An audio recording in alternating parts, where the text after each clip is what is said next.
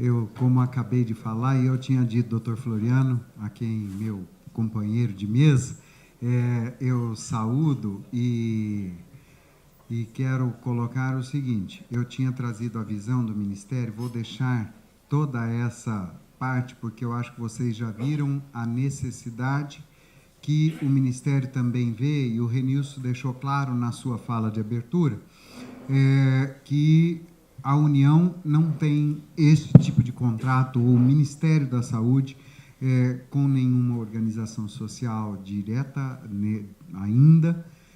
E eu coloco ainda porque nós temos, como gestor municipal que fui, e dentro de todo esse contexto, algumas necessidades que para nós são imediatas. Polara fez menção a algumas exigências também com relação à cômputo de gasto com pessoal e da inviabilidade que muitos estados e municípios têm, e eu acho que é exatamente isso. O Ministério tem o papel tripartite de construir políticas de acesso à saúde aos cidadãos, mas muitas dessas políticas demandam contratações e demandam custos que inviabilizam o cumprimento da lei de responsabilidade fiscal no que tange a gasto com pessoal também. Fora isso, a questão da eficiência e a efetividade da gestão, que são trabalhadas e questionáveis. Nós nos referimos também às dificuldades que ainda temos de estabilidades de servidores, de concursos públicos e todos outros quesitos que são absolutamente discutidos dentro desse contexto, que muitas vezes concursos públicos e a contratação direta de pessoal não significa resultados que são esperados quando isto é posto. E esta é uma discussão que tem que ser dada, é uma ferida que tem que se fazer sangrar para poder ser estancada e o cidadão não seja prejudicado pela omissão dos gestores. Então, eu passo ao nosso conferencista para que nos abrilhante com a sua fala. Bom dia a todos, é uma grande satisfação eu estar aqui pelo porte do evento, pela importância do evento e particularmente pelo mote do congresso organizado pelo IBROS, aqui pelo Hospital Alemão Oswaldo Cruz, porque eu acho que, como disse o secretário Davi Wipp, não obviamente fazendo referência a mim, mas eu visto singelamente a carapuça, eu sou professor titular de Direito Administrativo e as leis administrativas que o professor Davi Wipp criticava são, na verdade, o material de trabalho dos administrativistas. Ou seja, nós administrativistas somos, e eu reconheço isso, responsáveis pela saúde não estar melhor do que está.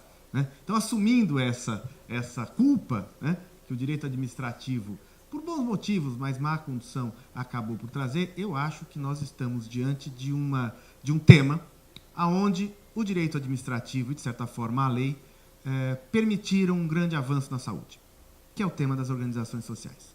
Mal ou bem, a criação jurídica das organizações sociais, e eu costumo brincar isso, foi responsável por boa parte das boas notícias do sistema único de saúde no Brasil nos últimos 20 anos. E é mais interessante ainda, porque já há algum tempo eu tenho refletido e falado sobre isso, nós estamos hoje trabalhando com um fenômeno jurídico administrativo de gestão que tem quase 20 anos.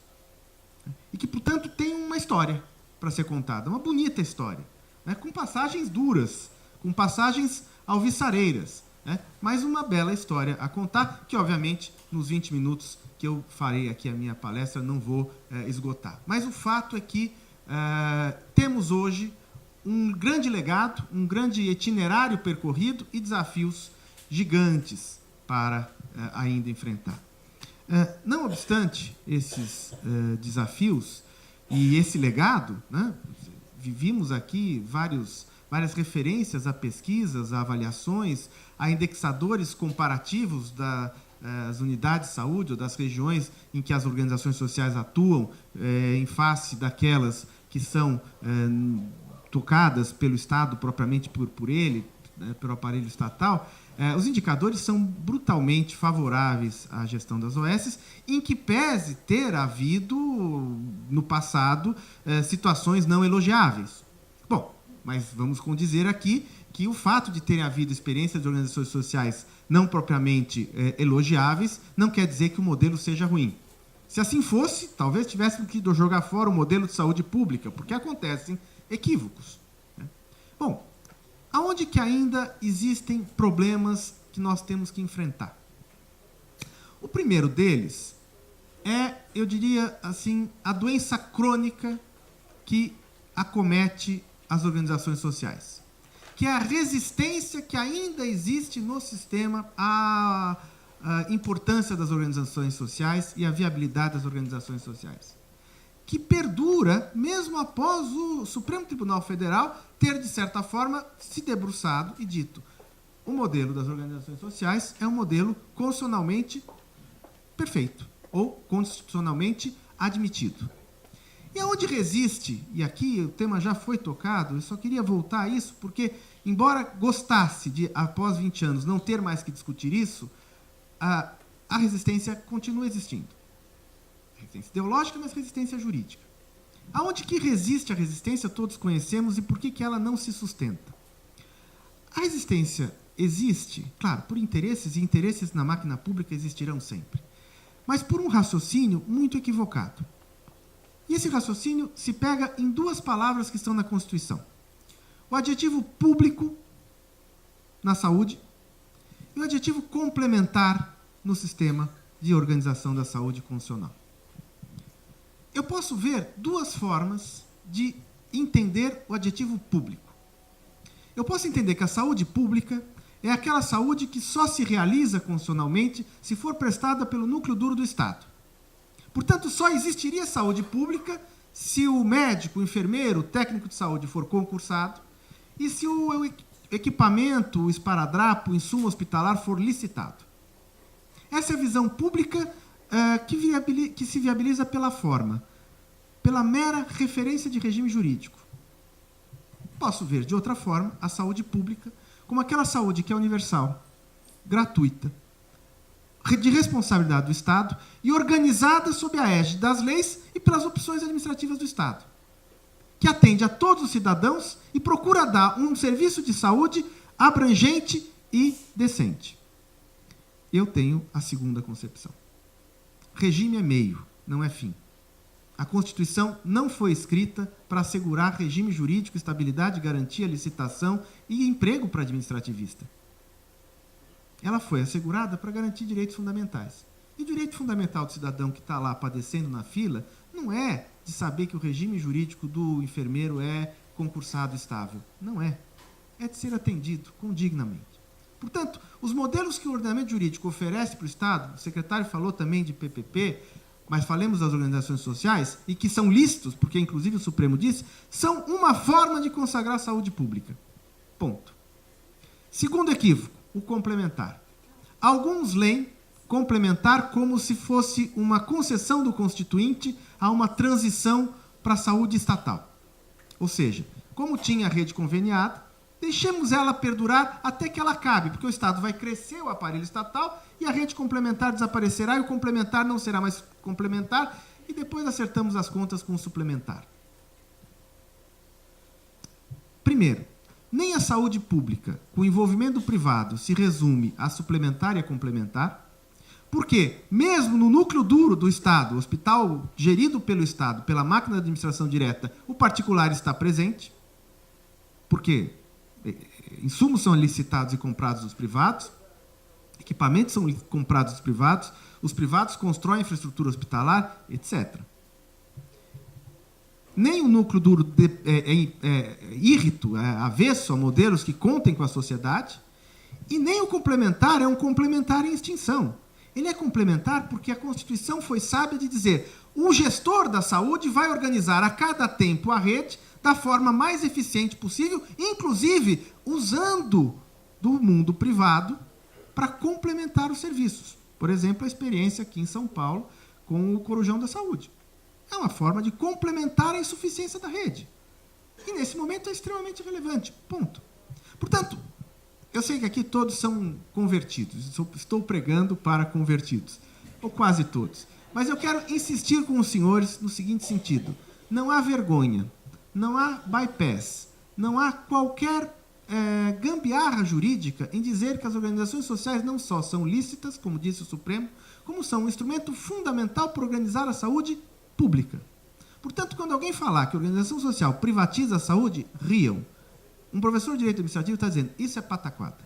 Ponto. Mas está longe de estar tudo resolvido. Está muito longe. E aí, segunda parte do título do seminário, que é em busca da transparência e da eficiência. Avançamos muito. Vimos aqui várias referências do que nós avançamos. Nós avançamos no processo de seleção das organizações sociais. Nós avançamos no processo de transparência da gestão das organizações sociais. E nós avançamos muito, e temos que avançar muito, na transparência que se deve oferecer do funcionamento das organizações sociais em relação ao sistema e em relação à sociedade. Mas ainda estamos a aprender. Aliás, todos aqui que lidam com a saúde e as organizações sociais da saúde, seja pelas OS, seja pelo Estado, sabem que este foi um aprendizado que foi sendo feito com o carro em movimento.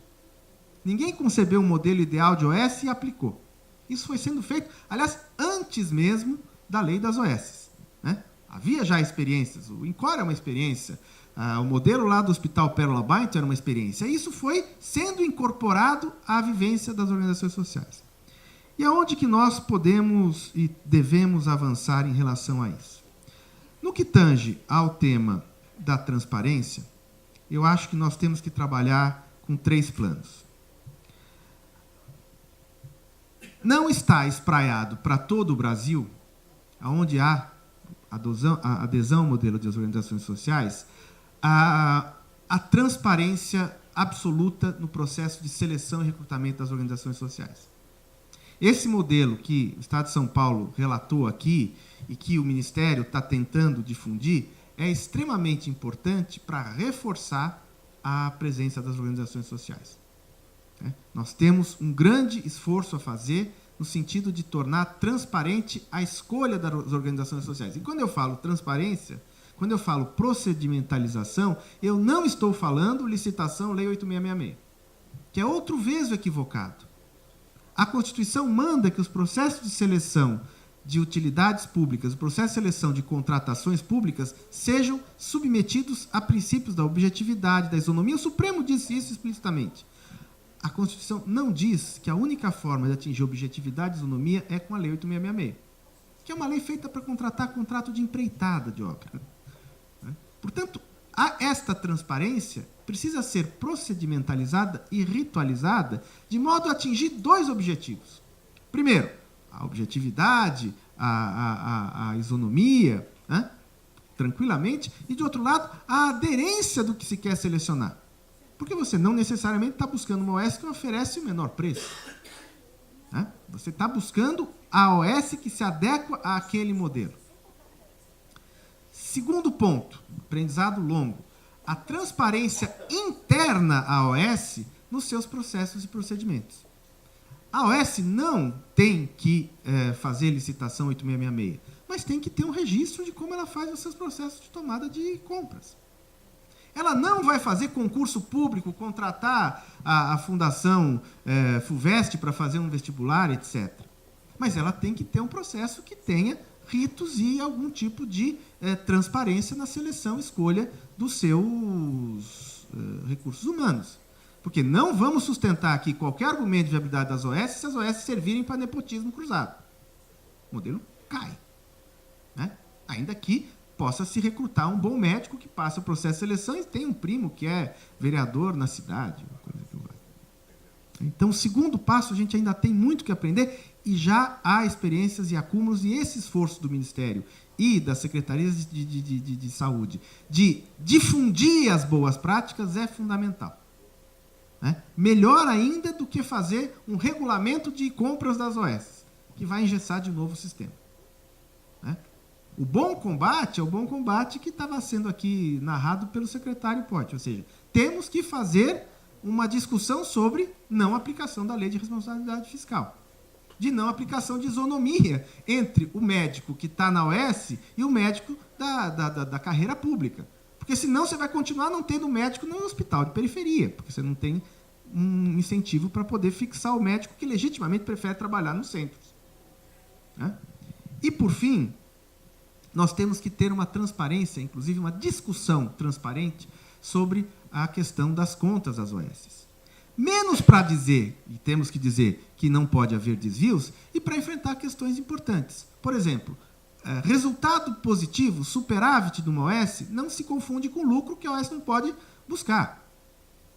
Ou seja, não é um sistema pelo qual você tem que necessariamente prestar o regime de alcance. Quando eu, na Universidade de São Paulo, recebo um recurso para fazer uma viagem para um congresso, eu presto contas e devolvo o saldo. Isso é um regime de alcance. Quando uma OS recebe um recurso dentro daqueles parâmetros, ela não vai distribuir o lucro para os seus dirigentes, mas ela pode ter um superávit para, inclusive, aperfeiçoar o trabalho da OS. Um treinamento, por exemplo. Uma capacitação dos seus quadros, para justamente melhorar o serviço. Mas é óbvio que eu tenho que mostrar a aderência deste utilização desse superávit com, obviamente, a finalidade da organização social. Portanto, são debates que nós precisamos fazer em relação à transparência. Último ponto é o ponto da eficiência. E aí, eu acho que também algumas coisas nós temos que avançar, que estão sendo discutidas, né? E temos que avançar. Primeiro, eu acho que há um critério muito importante que nós temos que ter e discutir em profundidade, que são as métricas e metas para avaliar o trabalho das organizações sociais. Se nós tivermos boas métricas e boas metas, fica muito mais fácil você saber onde está dando certo e onde não está dando certo. Mas se nós tivermos métricas e metas que não capturem o que queremos na assistência integral à saúde, nós vamos estar reproduzindo para as OS um modelo falido de número de atendimento ou de, sei lá, tempo de internação. E aí entram elementos que são extremamente complexos. Por exemplo, falou-se aqui, a avaliação a partir da tomada de sensibilidade do usuário. Importante. Mas também temos que ver, de outro lado, que o usuário do sistema de saúde não é um usuário que necessariamente saia satisfeito. Por quê? Porque o serviço de saúde é um serviço que todos nós não queremos usar. Nós queremos ter a saúde, mas não ter que acessar os serviços de saúde. Então, aqui nós temos um ponto extremamente importante. Claro, vocês conhecem, há experiências internacionais extremamente importantes que têm que ser difundidas. Outro ponto que eu acho importantíssimo, aqui em São Paulo a gente tem assistido isso, e isso é um modelo que o Brasil precisa difundir, é a transferência, a formatação dos contratos de gestão, pensando menos na unidade, no equipamento público e mais numa área de cobertura da atuação da OS. Que é justamente o modo que você tem de integrar a OS à lógica do sistema, que é de coordenação das unidades, né? Os atendimentos primários, secundários, de referência, etc. Ou seja, pensar no modelo de delegação, que está sendo feito em alguns lugares com bastante êxito, numa micro-região em que você consegue transferir para a OS um conjunto de equipamentos e dar a ela a diretriz do que se quer na política de saúde para aquela região, inclusive com serviços de prevenção à saúde, médico de família, acompanhamento de populações carentes, etc., é fundamental e multiplica o efeito de eficiência que a OS traz para o sistema. Ao invés de você fatiar, fragmentar, picotar o serviço, você ter essa integração de maneira bastante compatível com a política de saúde que se quer para cada sistema. Terceiro ponto de busca da eficiência que me parece bastante importante é que, em algum momento, eu sinto que o modelo dos contratos de gestão por unidades, por equipamentos, por regiões, acaba perdendo um pouco o fluxo de informações global do sistema. Então, eu acho que existe um grande desafio de criar mecanismos de alimentação da informação das organizações sociais para o sistema e do sistema para as outras organizações sociais. Esse fluxo de informações é um modo de você evitar a crítica que se tem que os contratos de gestão fragmentam a informação do sistema, pulverizam o sistema e perde-se a coordenação. Não existe relação direta entre contrato de gestão e perda de coordenação, mas é importante que o fluxo horizontal e vertical da informação sobre atendimentos, não apenas sobre endemias, que notificação é uma outra questão, mas sobre o atendimento, as boas práticas, as melhorias, são fundamentais. Por fim, o último ponto que eu queria tocar, que é um ponto que nós temos vivenciado e que é importante na eficiência, é a relação entre o término da vigência de um contrato de gestão, o acervo de bens adquiridos pela OS em nome do sistema e a transferência desses bens quando não há continuidade da OS no contrato de gestão.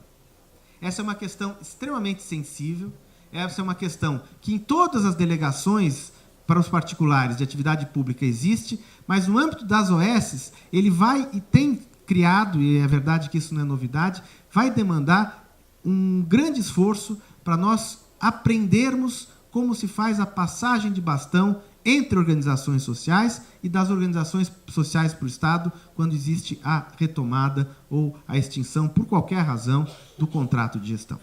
Meus caros, peço desculpas se fui extremamente sintético, né? O seminário tem que prosseguir, eu tenho que pegar um avião daqui a pouco, mas eu queria deixar uma última mensagem, que eu costumo fazer várias vezes quando eu falo para o público da saúde sobre esse tema. No debate da construção das organizações sociais, no passado, as organizações sociais foram tratadas como patinho feio, tratadas como receptáculo do desvio, tratados como uma perversão do sistema. Eu não sou profissional da saúde. Eu observo isso como um observador externo. Como observador externo, eu quero dizer o seguinte: as pessoas que estão na construção desse modelo das organizações sociais, seja na administração pública, seja nas OS, devem ter, longe de alguma vergonha pelo que fazem, um extremo orgulho pelo que fazem. Esta é uma experiência quase tão rica como a experiência precursora da construção do Sistema Único de Saúde no Brasil. E mais, ela é uma experiência tão rica que eu, não tendo compromisso nenhum com o tema da saúde, posso dizer que ela é responsável, talvez, por o sistema não estar em situação pior do que poderia estar numa crise fiscal como nós estamos vivendo. Muito obrigado.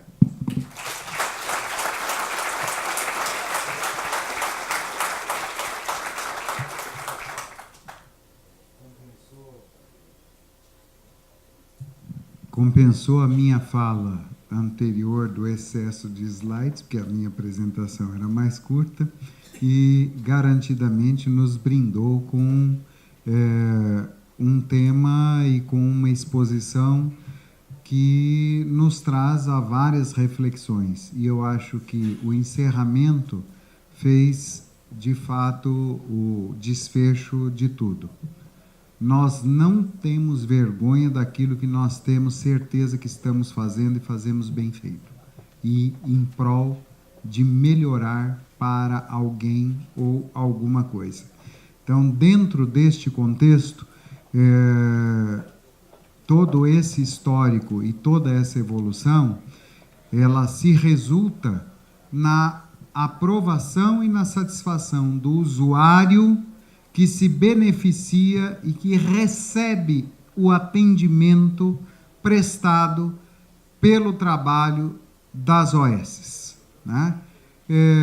E dentro desse contexto, eu deixaria disponível para que alguém fizesse algum questionamento no pouco tempo que nós ainda temos aqui. E tem um outro caso, nós administramos um ambulatório, um posto de saúde municipal, já saímos há alguns anos, e ainda temos ações trabalhistas. Então, esse passivo também é uma coisa que nos preocupa, né? que não existe uma proteção para as instituições. Esse é um ponto que está dentro desse universo dos temas da desmobilização, né?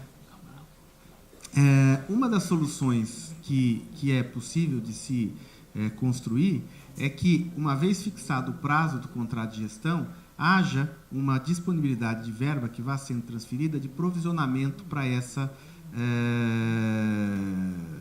demanda de passivo trabalhista. O grande problema é que nós não temos como mensurar a priori qual é esse passivo. Se eu tenho a verba de rescisão dos contratos de trabalho, essa eu consigo dimensionar ao longo do tempo. Eu vou calculando qual é a multa ali por uma demissão sem justa causa. O problema é que a justiça trabalhista é incomensurável, né?